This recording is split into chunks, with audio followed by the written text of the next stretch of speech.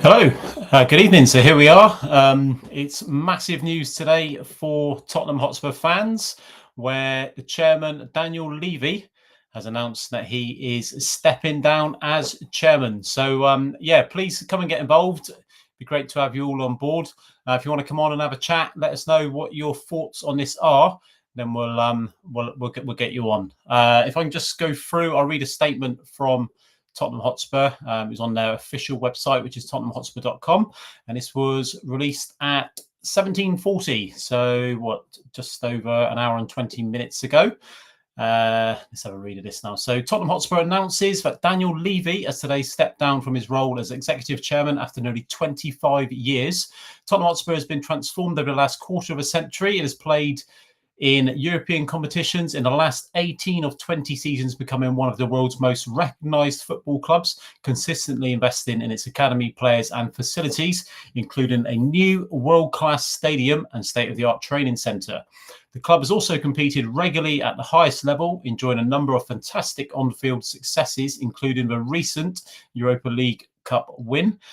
As part of its succession planning, the club has made a number of senior appointments in recent months. Vinay Venkatasham, I think I pronounced that one right, I probably haven't, was hired as Chief Executive Officer, CEO, with Thomas Frank as our new men's head coach and Martin Ho as women's head coach. Peter Charrington joined the board and will step into the newly created role of non-executive chairman.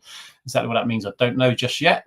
This is all part of the club's ambition to ensure that it is set up to deliver long-term sporting success. Daniel Levy said, "I'm incredibly proud of the work I've done together with the executive team and all our employees. We have built the club into a global heavyweight competing at the highest level. More than that, we have built a community. I was lucky enough to work with some of the greatest people in this sport, from the team at Lily White House and Hotspur Way to all the players and managers over the years. I wish to thank all of the fans who have supported me over the years. It hasn't always been an easy journey, but significant progress has been made. I'll continue to support this club passionately." Peter Charrington, non-executive chairman, newly appointed, has said, "I am very honoured to become non-executive chairman of this extraordinary club. And on behalf of the board, I would like to thank Daniel and his family for their commitment and loyalty to the club over so many years. This is a new era of leadership for the club, on and off the pitch. I do recognise there has been a lot of change in recent months as we put in place new foundations for the future. We are now fully focused on stability and empowering our talented people across the club, led by Vinay and his executive team." And the statement concludes, "There are no changes to the ownership or shareholder structure of the club." So that's that. So basically that's broken in the last hour or so. Like I said, we are taking people, so if you want to come on board and have a little chat about it, then please do so. I've just read out the statement. So yeah, if you're watching on YouTube, you would have seen a link that I've sent out. It's gone out to the Chrono Spurs Facebook page. I've also sent it out to our members on our Discord group, and also on our Facebook group for this pod, the Supporters Club. So yeah, come on and tell us what you think. I'll just give my initial opinion. Shocked is the first one, to be honest. I think it's definitely one of shock. completely wasn't expecting this at all. He's been a mainstay for the last, like you said, 25 years. Like you said in the statement, there's been a lot going on over the summer with Donna Cullen stepping aside, Peter Charrington coming in, also Vinay as well, and also like the sporting side of the club with Johan Lange and Fabio Paratici potentially coming back. And of course, Thomas Frank coming in as manager. So, yeah, this has been a bit of a shock this evening. I'm not saying it's been unpleasant. I think a lot of Spurs fans have been asking for this to happen for years now, to be honest, through whatever reasons. You mean lack of investment, whether that's solely down to Daniel Levy, I don't know. I do know there's been a lot of frustration, and I do share that frustration with the lack of signings. Or maybe not so much numbers-wise, the amount of players coming in, but more the number of players that we've missed out on through, I don't know what it seems like to be penny pinching ultimately. I know ticket pricing has been a big issue over the last few years with the constant rises. And also the stadium, like, let's be honest, Daniel Levy's done a fantastic job with the stadium. He promised a world-class stadium, and he's delivered that. So I think we've got to be proud of a stadium, but ultimately, it's all well and good having a nice house, as people have said, but it's the furniture that are in that house and that needs to be improved, which in this case is the players. I think this summer, this transfer window has been good. If we just go through, I'll just have a quick look at what we've actually done this summer. I'll give them out in no particular order. Players that we have brought in. So Kevin Danso, of course, he was on loan last season, certainly the second half of the season. So he's come in and deals been made permanent from RC Lens in France. That's a reported £20.9 million. Luka Vuskovic, he's been a Tottenham player for 18 months, 2 years now. So his deal was confirmed because he's 18. Basically, there's a lot of legalities around that. So he's actually joined on a permanent. So that's from Hajduk Split for reported, I must say, £9.5 million. These are reported figures. They may well change or vary slightly depending on add-ons and things like that. Matisse Tau, he's come in for a reported £29.9 million. Again, he was with us on loan back into last season. Didn't really do what we were expecting, to be honest. There was glimpses of it, but again, a young lad, he's come in for a decent fee, good pedigree, played over 60 games for Bayern Munich. I think ultimately time's going to tell with him. Kota Takai has come in from Kawasaki Frontale for a reported £5 million. So he's somebody that is a very highly rated, I believe, Japanese international player. So we're going to have to see how that kind of develops. That might be another one like Matisse Tau and Vuskovic, might be a bit of a slow burner. Mohamed Kudus. So this is the one that really kick-started our spending this summer, wasn't it? So he came in from West Ham for £55 million. Big signing. 2 seasons at West Ham. First season was very good. By all accounts, scored a lot of goals, assists. Second season, last season. So the club kind of struggled, didn't they? And he kind of struggled with that. So jury's out. I think he's had a good start to us, really, to life at Tottenham. So we'll see how that one goes. Cheryl Polinia from Bayern Munich. That's a loan deal for 12 months. We'll see how that one goes. He's obviously come in with good pedigree from Fulham. He played really well when he was in the Premier League. And at Bayern, whether we had the chances or not, we don't know really. Probably a lot going on, but he's come in. So we'll see how that one goes. Also, Xavi Simons from RB Leipzig, £51 million. Another kind of big money signing, really, compared to what we've spent historically. Again, comes in with good pedigree, came through the Barcelona academy. So he's somebody that potentially is going to be somebody that's going to affect our 11. I'd like to think so, because he's coming in that position, really, hasn't he? Like where Kulusevski and Maddison are kind of injured. So Xavi Simons, a lot expected of him. So we wait a week or so until we maybe see him against West Ham. And finally, our deadline day loan signing, Randall Kolo Muani, has come in from Paris Saint-Germain. No obligation to buy, no commitment to buy or anything like that, apparently. But that's a straight loan deal for a season. So we'll see how that one goes. Significant outs, Heung-min Son, obviously Tottenham legend. It's going to left the club. £20 million is the reported fee. We don't know exactly how much that's cost, but they say about £20 million. He's gone to our LAFC over in the States, Pierre-Emile Højbjerg. Let's forgot about him a little bit, didn't we? He kind of went out on a loan with an obligation to buy, and that obligation buy has kicked in this summer, so he's gone to Marseille for around £17 million. Obviously, Mikey Moore gone to Rangers on loan. Released a couple of players, Fraser Forster, Sergei Reguilon, and Alfie Whiteman. And there's several players have gone out on loan. Josh Keeley has joined Luton for around £1 million, and I imagine that's heavily loaded with add-ons, etc. Okay, yes, if you want to get involved, there will be a link. It was not a link that's been sent out days ago. It's the new link which was sent out today. It's for Restream, not StreamYard. So we've changed platform to Restream. So if you want to come on board, then do so. You'll be more than welcome. We can talk about Tottenham. If not, then I'll just waffle on for the next few minutes and then we'll knock it on the head for tonight. But yeah, if you want to come on, it will be good to see you. You'll come straight on, and I promise I won't bite. We'll just talk Tottenham, shall we? Just imagine we're in a pub, but without the alcohol. I've got an orange juice just there, so I'll have a swig of that, mate. So yeah, Daniel Levy. Where do we start, really? Like I said just now, there was quite a few fans that over the last few years really have become very vocal about getting rid of Daniel Levy, or certainly trying to encourage him to stand down. What do we say, really? I think how do we rate his tenure at Tottenham? I think overall, I would say, I don't know, out of 10, where we give it 5 or 6, maybe. Do you know what I mean? He's left a legacy. We've got an unbelievable training ground, unbelievable stadium. And this summer we kind of brought in a new manager, Thomas Frank, and it looks like we're backing him, doesn't it? We spent a bit of money, which historically we've always kind of spent money, if you look at our kind of net spend, but I just felt like we've always kind of wasted it. Like, we haven't spent the money in the right areas. You look at players like Soldado, Davison Sanchez, and Ndombele, Richarlison to a point. And people like this, we just really haven't spent the money in the right areas. And whether that's solely down to Daniel Levy, I don't know. I'm guessing a lot of it is the sporting department, whoever we've had as director of football. Do you know what I mean? We've had several, haven't we? Paul Mitchell is one that springs to mind. Frank Arneson is another. We've had a lot of managers to take over the men's team under Daniel Levy.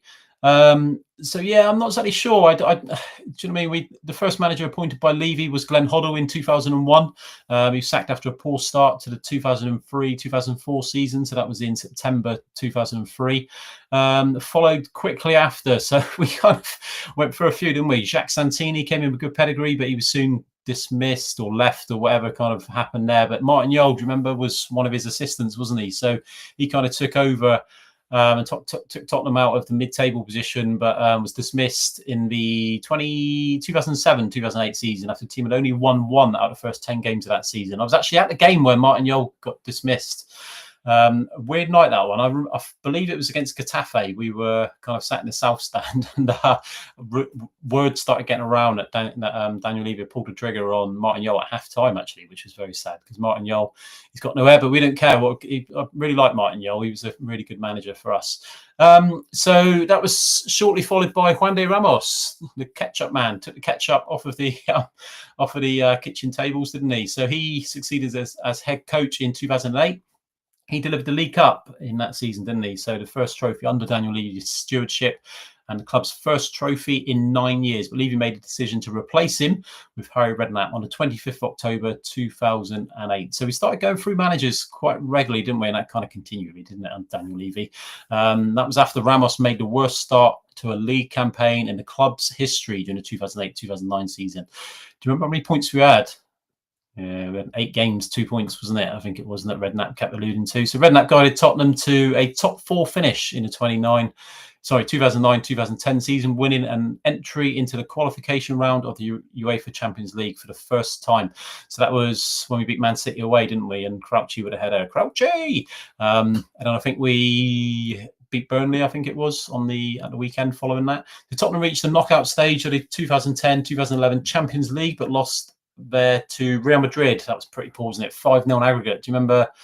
Was it Adebayor got sent off, and it kind of just changed from there, didn't it? The club finished 5th in the Premier League in the 2010-11 season, missing out on the Champions League qualification but securing a place in the Europa League on the 13th of June 2012. Redknapp was sacked after failing to agree terms for a new deal. So that was that little merry-go-round, wasn't it? It just kind of went round when he was linked with the England job, and it was will he, won't he? Redknapp didn't quite commit, did he? And then we had the bits about the money, and Tottenham backed him in court and all this sort of stuff. So that got a bit messy there, didn't it? But so on the 3rd of July, Levy appointed former Chelsea and Porto boss Andre Villas-Boas, the PowerPoint man. So he gave a good presentation, as he always does, to Daniel Levy, and it certainly impressed him enough to allow Daniel to employ him as team's new head coach. So following some poor results in the first half of the 2013-14 season, including that 5-0 home defeat against Liverpool. That was dreadful, wasn't it?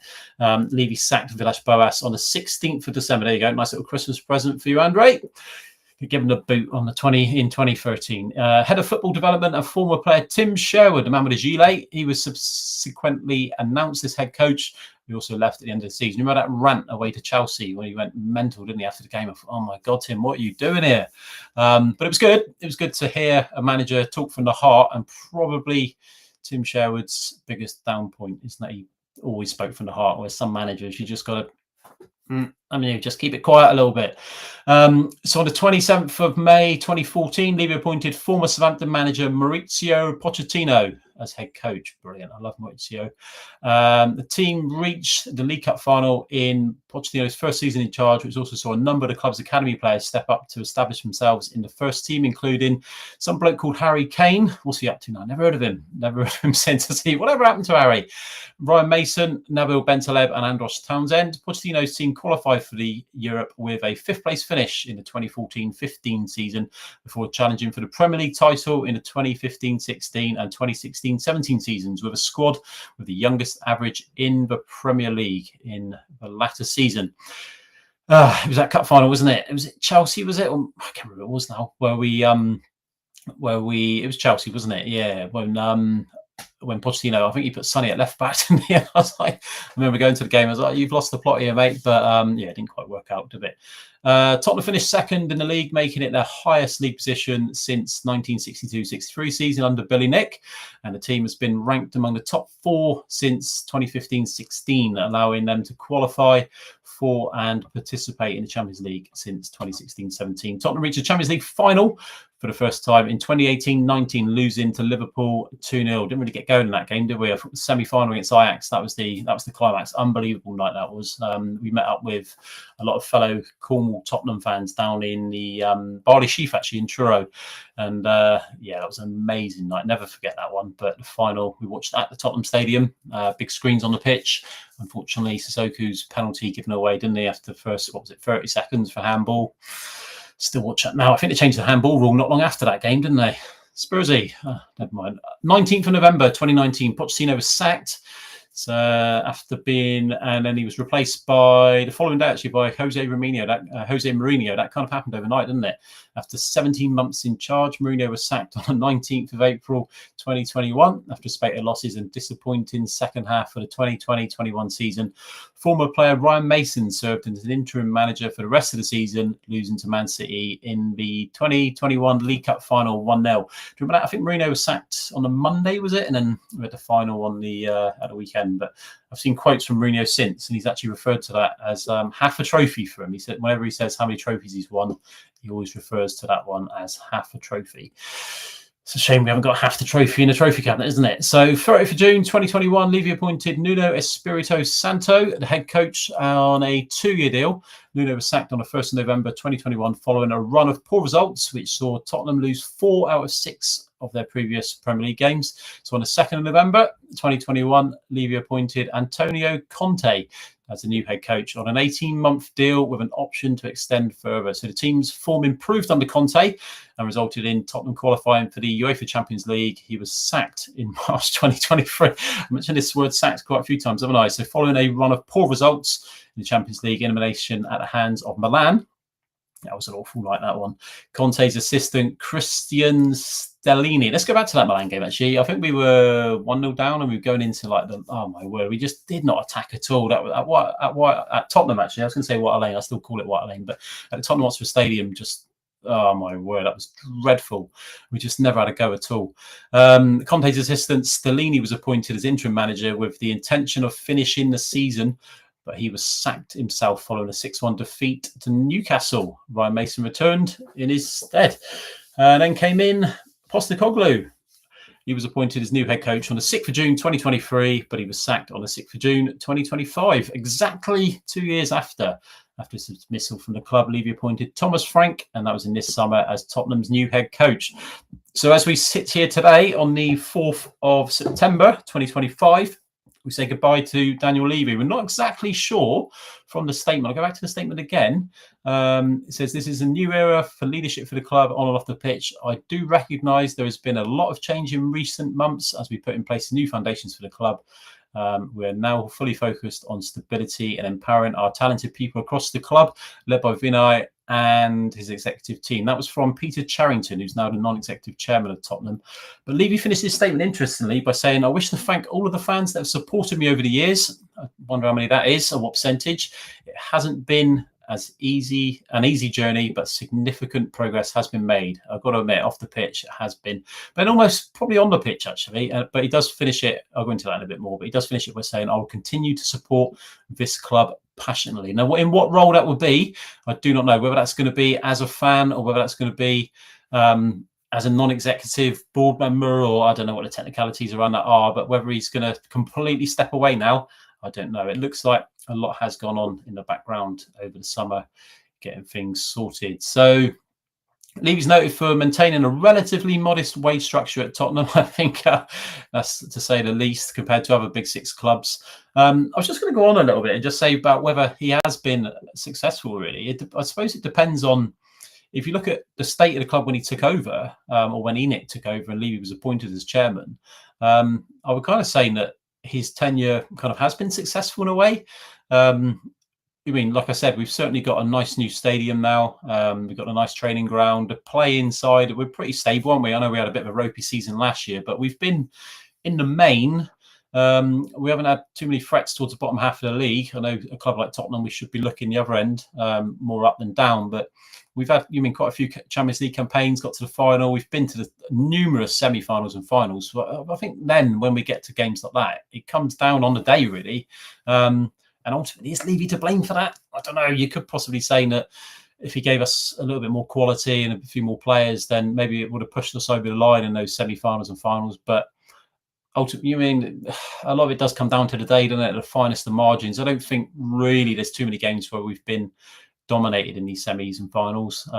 It does just come down to the little bit of luck on a day, doesn't it? And we haven't really had that. So I would say trophy-wise, what's he won? I'm just thinking off the top of my head now. We've got the League Cup 2009 or 2008. So 2008, 2009. I've gone blank now. 2008 against Chelsea, and also obviously the Europa League last year. But trophy-wise, I think over 25 years of a chairman at a club like Tottenham, with the support, the resources we've got compared to clubs that have also won trophies over that time, if you know what I mean, I would say it hasn't been successful. But Daniel Levy's legacy at Tottenham will certainly be the training ground and the stadium. I think ultimately they're the ones that he's going to walk away, dust his hands down and say, look, I've left it there now. The infrastructure's there. Like whether we're kind of setting the club up to be bought out, I don't know. Whether there is investment that's coming in. There's a lot of rumours about the stadium naming rights, which has dragged on far too long, in my opinion. The stadium's been open for 6 years now. A lot of Spurs fans, I still, like I did at the top of this piece, refer to it as White Hart Lane. It's officially the Tottenham Hotspur Stadium. The gates are in place now, aren't they? The Bill Nicholson gates. So there's a nod to the past. I think there's a lot more to happen at the stadium, I think. And there's a lot of good people campaigning against that.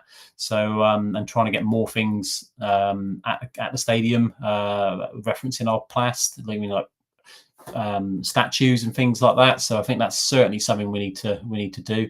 Whether that was Levy blocking that, or I don't know. Do you know what I mean? It's whether we've got marketing and it's just easier to market it as a generic stadium, or it'll be interesting now, really, over the next certainly 6 months to a year, really, what kind of direction we go in, because it would be a good indicator, I believe, to show us where we were at under Levy. If all of a sudden statues start appearing around the stadium and things like this, and we start spending money, was it Levy putting the handbrake on that? Time's going to tell, isn't it? But ultimately, today is a massive. You know, when you get turning points for better or for worse, time will tell whether it's for worse. Time will tell whether it's for the better. But today could be one of those, couldn't it? It could be a massive point in Tottenham's history where 5, 10, 15, 20, 25 years, where fans can look back and say the 4th of September 2025 was the time. It was the turning point for Tottenham. Now, I'm hoping, fingers crossed, that that turning point is for the better. But it could well be for the worst. If you want to get involved, guys, I'm going to be on for another 5 minutes, just waffling absolute rubbish, talking about Tottenham, which I'll talk all night about it. But I'm not going to, you know, I mean, if people want to come on and just have a little chat, you don't need to be on for any amount of time. Just click on the link. It's the Restream link, not the StreamYard one. Use the Restream link. Click on that. Come in. It would put you into a holding room, a green room if you like, and I'll add you to the studio, and we'll just come on and have a chat. A couple of minutes. It doesn't have to be anything long. And then if not, give it 5 minutes and I'll knock it on the head, and we'll upload this one as a video so people can look back if they want to. Yeah, a little bit more about Levy. So he's described as being the chief negotiator in the transfer of players to Tottenham. He's acquired a reputation for tough negotiations in the club's transfer dealings. Former Manchester United manager Sir Alex Ferguson once described him as negotiating with Levy, over the transfer of Dimitar Berbatov as more painful than my hip replacement. Now, I haven't had my hip replaced, thankfully, not just yet. Might be in the future at some point, but there you go. Does Levy take some pride from that? Quite possibly. In 2013, Levy negotiated a then world record fee of £86 million for the transfer of Gareth Bale to Real Madrid, and he's particularly known for his last-minute dealings on transfer deadline days. Don't we know it? With notable examples including the signings of Van der Vaart and Hugo Lloris. He's also known for targeting young players in the hope of developing them into major stars. So the strategy has always been like successes of players like Gareth Bale, Christian Eriksen, Heung-min Son, Dele Alli. Oh, Dele Alli, what a talent he was. Hopefully he can get a club sorted, because that guy, if he can sort himself out, is a brilliant footballer, absolutely amazing. One of the best I've seen actually live. Dele Alli, some of the stuff he did was unbelievable, so I wish him well. Levy's been criticised by Tottenham supporters and pundits alike for not investing more money in the transfer market. In the first 4 years of Pochettino's tenure as Spurs manager, the club had a net spend of just £29 million on transfer fees, considerably lower than the other major Premier League clubs in the same period. In 2018, Tottenham became the first Premier League club to make no signings during a summer transfer window. There you go. There's another first for Daniel Levy. Take that one away, son.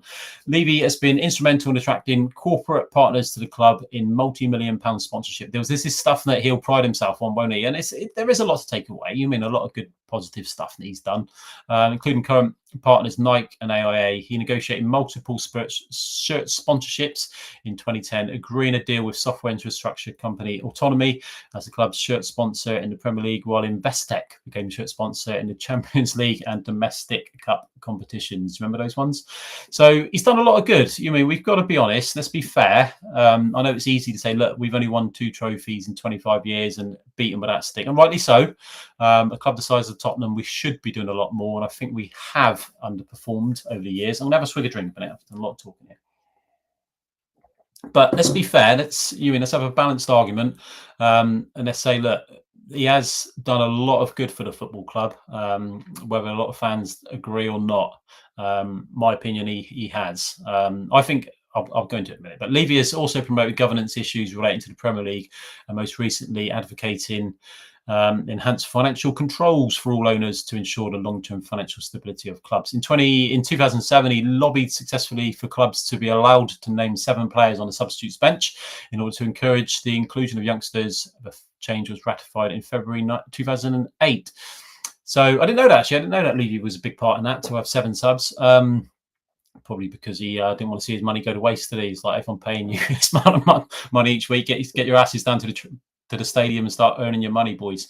But yeah, just like, I think a lot of fans would say that he's done a lot of good, and you mean rightly so. Measure that against the amount of trophies that we've won or missed out on. But I think ultimately his legacy will be the stadium. He did pride himself on it. I did see a story when not long after the stadium was built, actually, or was opened, where Levy had gone around. So for those of you who've been to the stadium, in the concourses, we've got all the monitors, the screens where we watch not Jeff Stanley now, is it? Whoever it is, Simon Thomas and Julian Walters and all that gang doing the Saturday afternoon Soccer Saturday and the live football. So those screens, apparently they were too small. Daniel Levy didn't want those screens in place. So he looked at the screens and said, no, let's have bigger screens. So I think his attention to detail for the stadium was really good. You know what I mean? He did a lot around that. And we've got a stadium to be proud of. And every player that kind of comes in comments on the stadium and also on the training ground. But let's be fair here. Do you know what I mean? Let's have a look and say, look, he has done good off the pitch. But I just feel he's never really got it right around that kind of sporting structure with the manager, manager, sporting director, director of football. We kind of flirted, didn't we? We kind of never really got that structure in place above the manager. We every couple of years we looked at it and then tried to copy other clubs' models and sniffed around other clubs' managers who we think is going to be the next best thing. And for whatever reason, it kind of, I don't know, we've kind of had a very up and down kind of 25 years under him, haven't we? But right, if you want to come in, do it now, because I'm about to knock it on the head. We'll have a little chat for a couple of minutes. If you want to come in, there won't be anything taxing. You just come in and just let me know what you think of Daniel Levy, really. If not, then no problem at all. Well, I'll say goodnight to you and off we go. But yeah, I'll kick around for a couple of minutes. Just a couple of little things I'm going to read. So the training ground in 2012, they moved in there, which is set in 80 acres of greenbelt land. Planning and construction of the facility took over 7 years, and the player accommodation lodge was added later. The Brazil national team stayed at the lodge to prepare for the 2018 World Cup. So he oversaw the construction of the new stadium adjacent to and replacing the White Hart Lane site. From its design to the construction. So the Northumberland Development Project, which it's called, was announced in 2008 with the building of a new club stadium as its centrepiece.